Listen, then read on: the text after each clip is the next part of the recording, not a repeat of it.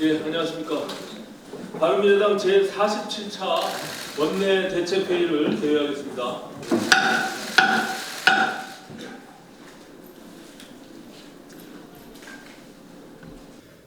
북한 목선 귀순 사건을 조사해온 국방부 합동조사단이 경계 실패는 있었지만 허위 보고와 은폐 조작은 없었다는 결론을 내리고 곧 조사 결과를 발표한다고 합니다.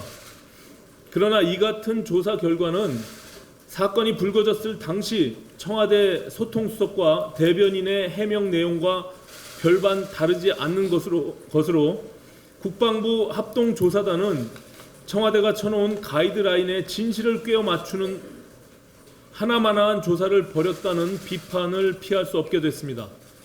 게다가 은폐 조작 사건의 중요한 참고인인 청와대 안보실 행정관에 대해서는 조사 자체를 아예 하지 않았다고 하니 보름이 넘도록 대체 뭘 조사했다는 것인지 묻지 않을 수 없습니다. 북한 목선은 삼척한 방파제에 재임으로 들어와서 정박을 하고 육지에 내려 시민들과 접촉까지 했고 정부 당국은 산책 나온 한 시민의 신고가 있어서야 이 같은 사실을 인지한 것입니다. 하지만 국방부는 이를 두고 삼척항 인근에서 발견했다고 거짓 브리핑을 했고 그래서 은폐 조작 의혹이 제기됐던 것입니다.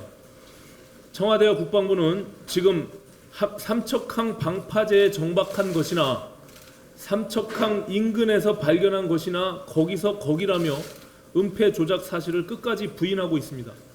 그러나 이 같은 주장은 일고의 가치도 없는 억지 주장에 불과한 것입니다. 예를 들어 누군가 청와대에 몰래 차를 몰고 들어와서 경내 주차장에 주차를 하다가 발각됐다고 칩시다. 이를 두고 청와대 인근에 주차를 했다고 말하면 그것이 진실입니까? 거짓입니까? 진실입니까? 거짓입니까? 청와대 주차장이나 청와대 인근이나 거기서 거기라고 우겨대는 말이 이것이 말이 되는 것입니까? 북한 목선 은폐 조작 사건은 국정조사가 불가피합니다. 지난주 한 여론조사에서 정부 대응이 부적절했다는 응답이 71%로 나올 정도로 국민들이 정부의 행태를 납득하지 못하고 국방부 자체 조사를 가지고는 진실에 접근하는 것이 불가능하다는 것이 확인된 이상 반드시 국정조사를 실시해야 합니다. 이와 관련해서 바른미래당은 어제 자유한국당과 함께 국정조사 요구서를 제출했습니다. 국회의 가장 중요한 역할이 행정부를 견제하는 일이라는 점에서 여당인 민주당도 거부할 명분이 없다고 생각합니다. 자유한국당이 이번 주 내로 예결위원장 선출을 완료하겠다고 약속한 만큼 국회 정상화는 사실상 마무리된 것입니다. 민주당은 국회 정상화 이후 원만한 의사일정 진행을 위해 야권이 요구하는 국정조사를 즉각 수용할 것을 다시 한번 재촉구합니다. 일본의 우리나라에 대한 경제 보복이 현실화됐습니다. 일본은 어제 반도체, 스마트폰, TV 제조에 반드시 필요한 3대 핵심 소재의 수출 우대 대상에서 우리나라를 제외한다고 발표했습니다. 대법원의 강제징용 피해자 배상 판결을 빌미로 우리의 수출 주력 산업을 정밀하게 조준해서 보복을 가해온 것입니다. 어제도 말씀드린 것처럼 삼권 분립 원칙이 확립된 민주주의 국가에서 사법부가 내린 판결을 가지고 상대국 정부에 불만을 표시하며 치졸한 경제 보복을 가해오는 것은 결코 용납할 수 없는 일입니다. 더구나 강제징용 피해자 배상 판결은 원칙적으로 일본 정부가 과거사 정리를 제대로 하지 않아서 빚어진 일입니다. 또한 과거사 문제는 외교적으로 해결을 하는 것이 합당하다는 점에서 이번 일본 정부의 수출 규제 조치는 즉각 철회돼야 마땅합니다. 그동안 아마추어 무능 외교라는 비판을 받아온 외교부 또한 이번만큼은 정신을 똑바로 차리기 바랍니다. 지금 북미 정상의 판문점 깜짝 회동을 가지고 자화자찬을 하며 홍보에 열을 올릴 때가 아닙니다. 우리 기업들이 입는 피해를 최소화할 수 있도록 이번 사태를 조기에 수습하는 데 역량을 집중해야 합니다. 악화될 대로 악화되어 있는 한일 관계 전반을 안정시키기 위한 종합 대책의 마련도 시급한 상황입니다. 이번만큼은 정말이지 쇼 이벤트가 아니라 외교력을 보여줄 것을 촉구하는 바입니다. 예, 정책위의장 최희배입니다. 2013년 건설업종 빅베스 사태의 시작이었던 GS건설 분식회계 사건이 있었습니다. GS건설 투자자들은 GS건설과 외부 감사인이었던 3.1회계법인을 대상으로 증권 집단 소송을 제기한 바 있습니다. 이 소송 과정에서 3.1회계법인은 감사 조서를 제출하라는 법원의 문서 제출 명령에 불복하였고 3.1회계법인은 감사 조서를 제출하지 않기 위해 별도의 소송을 진행하였으나 결국 대법원까지 가서 패소를 하였습니다. 그런데 3.1회계법인은 고작 과태료 500만 원의 처분이 내려졌고 여전히 자료 제출을 강제할 다른 수단이 마땅치 않습니다. 결국 투자자들의 법무법인은 재판부가 직접 조사하는 서증조사 신청서를 제출하였습니다. 법원은 필요하다면 서증조사를 즉각 실시해야 할 것입니다. 또한 이러한 증권 집단 소송 과정에서 피고 측의 증거가 편중되어 있어 원고가 법원을 통해 증거를 확보할 수 있는 수단이 미비했던 문제점이 이번에도 드러난 것입니다. 이를 해결하기 위해 저는 피고 측이 법원의 문서 제출 명령 등에 응하지 않을 경우 피해자 측 주장을 사실로 인정하도록 하는 집단소송법을 발의한 바 있습니다.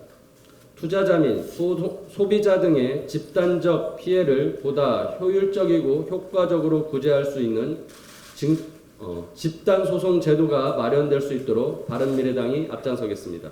이상입니다.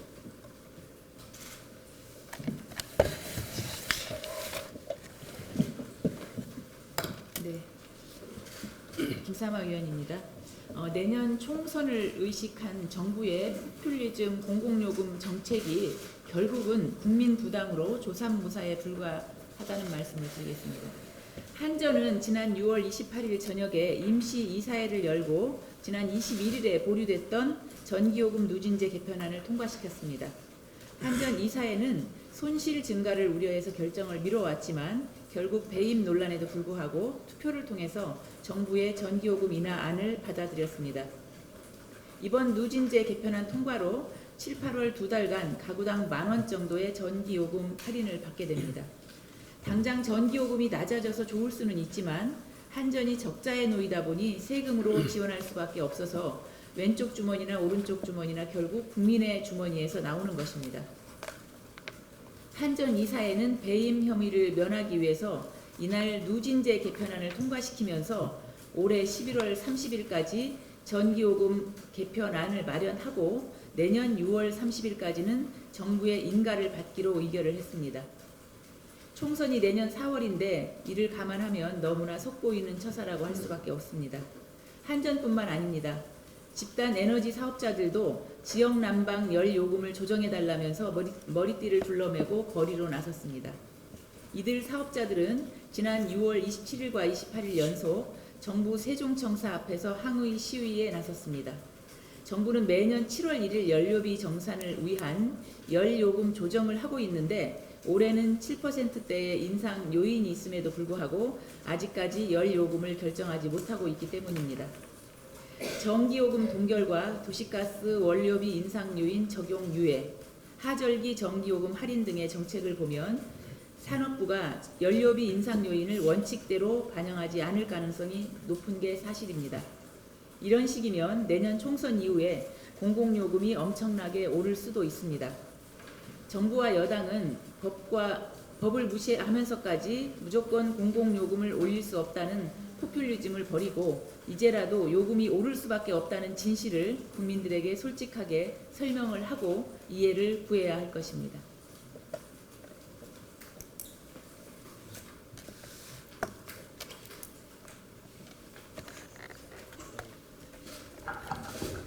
요거는 잘 찍어주십시오. 어제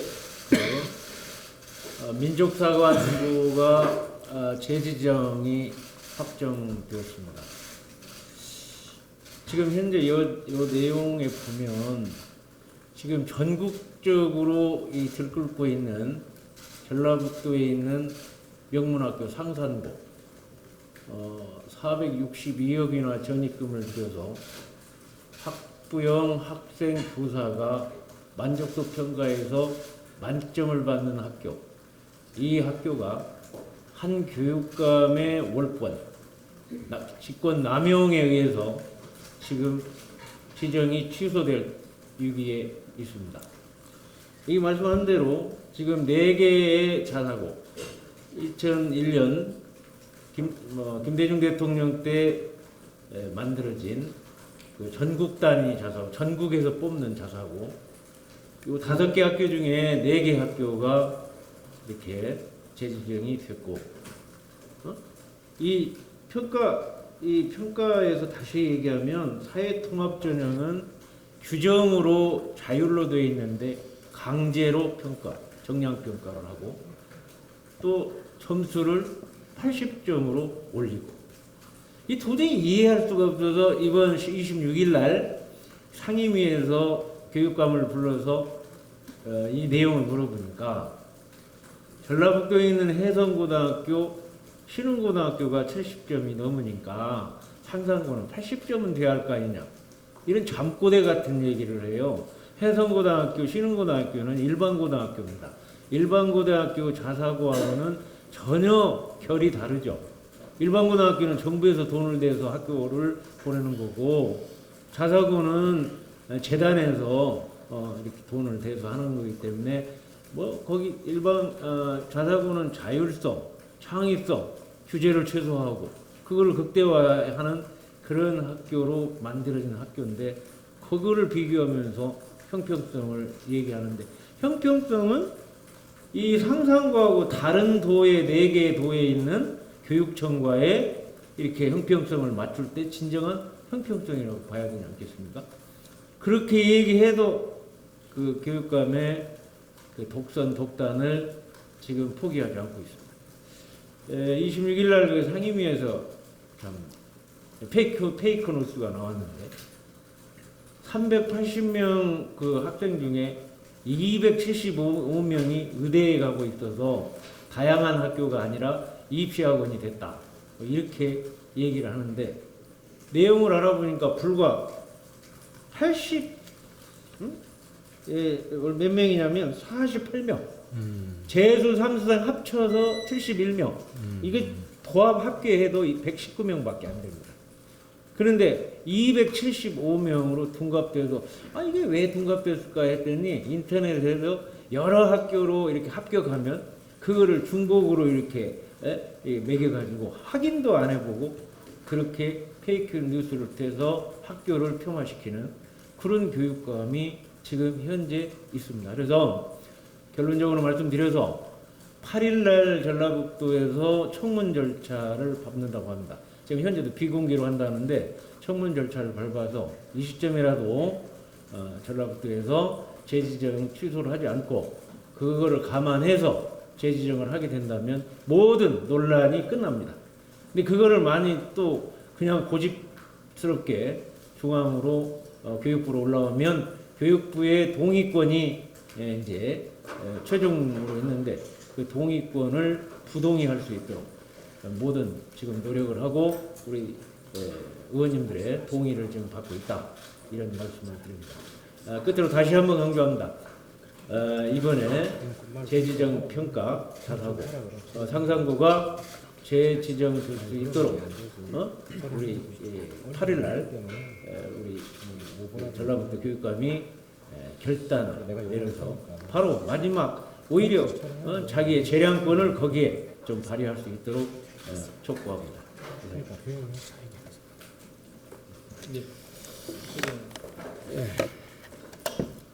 제가 손 대표 비판을 가급적 안 하려고 하는데요. 어제 정말 심해서 한마디 먼저 하겠습니다. 손 대표가 정개특위위원장을 심상정 의원이 맡아야 된다는 뉴스를 보고 정말 놀랐습니다. 바른미래당이 이제는 정의당 이중대가 된 것인가. 어제 지상욱 의원도 한마디 했더라고요. 손학규 대표가 정의당 소속이냐, 정의당 대표냐. 정말 자괴감이 듭니다.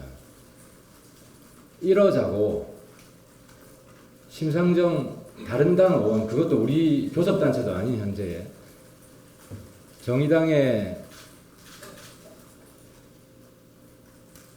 의원을 정개특위위원장 만드는데 왜 바른미래당의 대표가 앞장섭니까?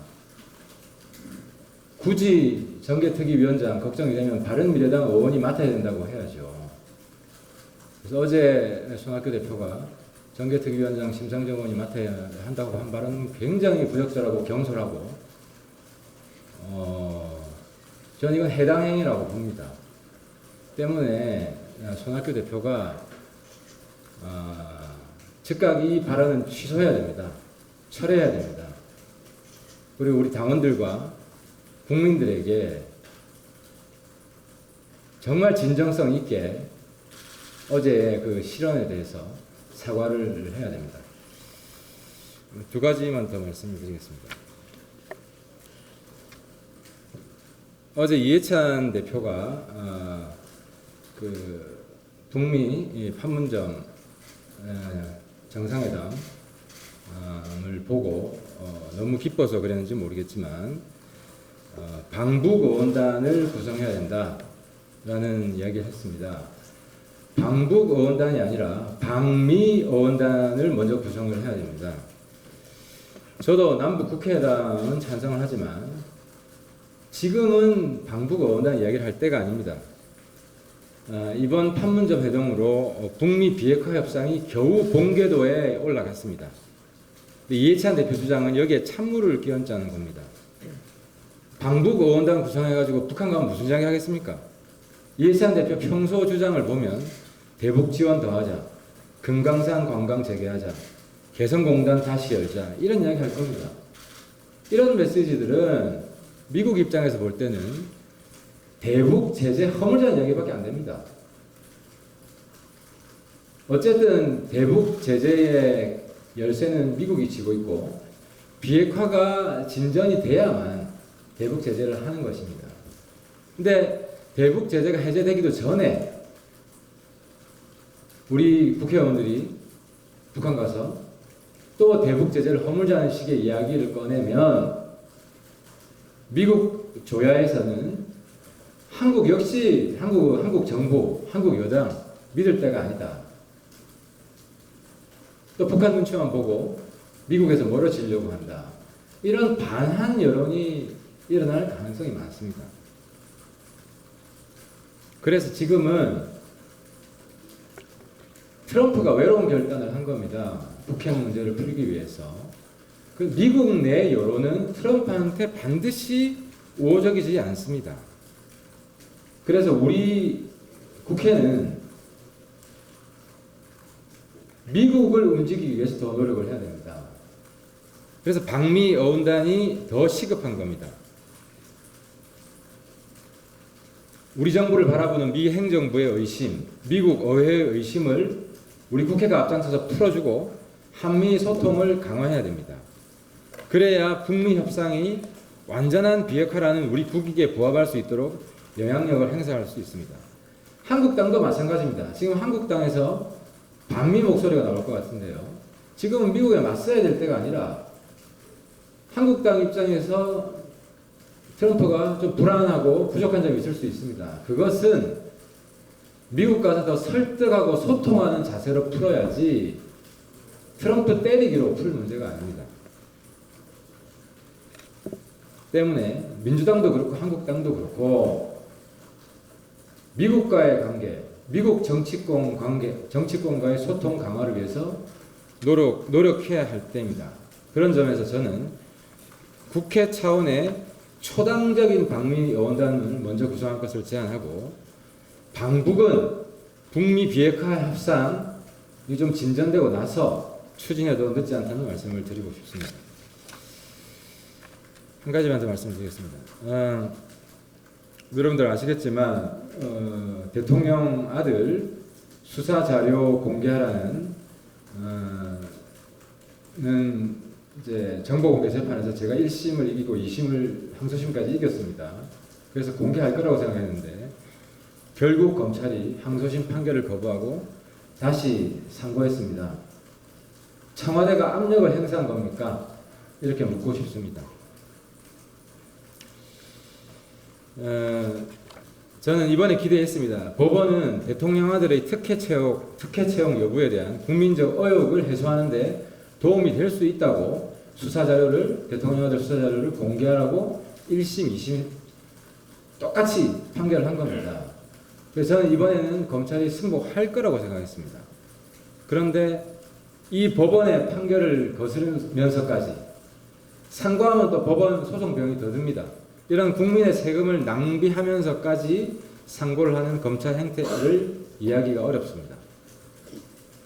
대통령 아들에 대한 수사 자료를 꽁꽁 숨겨두는 이유가 검찰의 편파 수사를 감추려는 것인지, 아니면 최대한 공개하지 말고 지연시키라는 청와대의 압력 때문인지 국민들의 의구심은 더욱더 커질 것입니다. 문재인 대통령께서는 2017년 취임 직후에 민주사회를 위한 변호사 모임이 제기한 정보공개 청구 소송에서 환경부가 패소하자 항소하지 말라는 지시를 내린 바가 있습니다. 정부 패소 시 불복하지 말고 수용하라는 대통령의 지시는 어디에는 적용되고 어디에는 적용이 안 되는 성역이 있는 겁니까? 묻고 싶습니다. 검찰이 정말 떳떳하다면 지금이라도 상고를 철회해야 합니다. 그래서 국민적 의혹 해소에 앞장서 주시기를 바랍니다.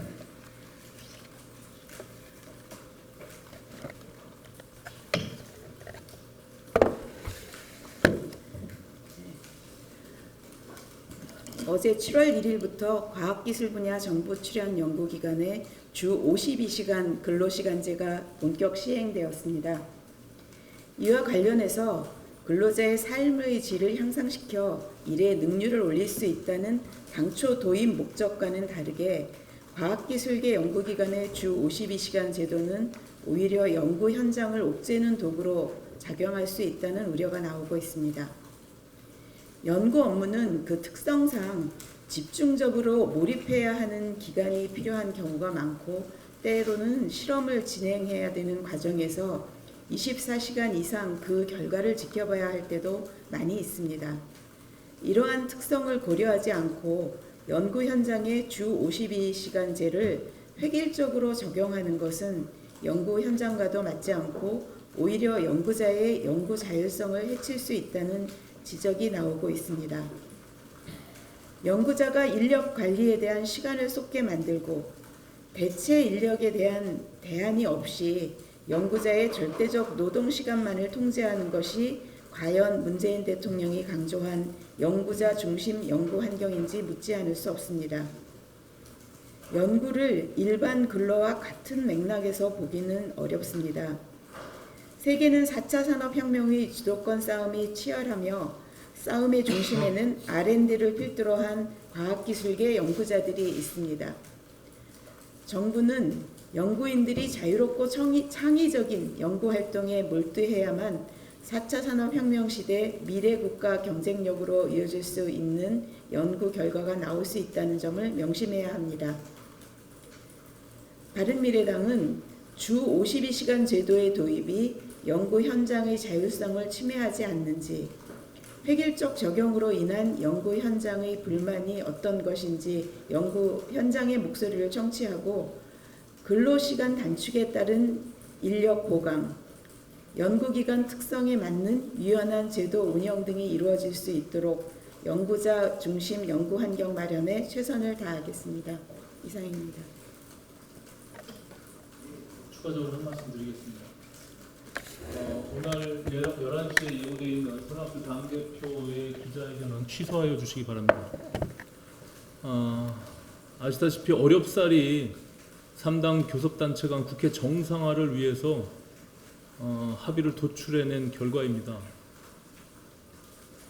모두가 다 인정하다시피 한국당과 함께 선거제도 개혁을 이뤄내기 위해서 합의를 이뤄내지 않으면 결과적으로 선거제도가 개혁되지 못한다는 것을 누구나 다 인정하고 있습니다.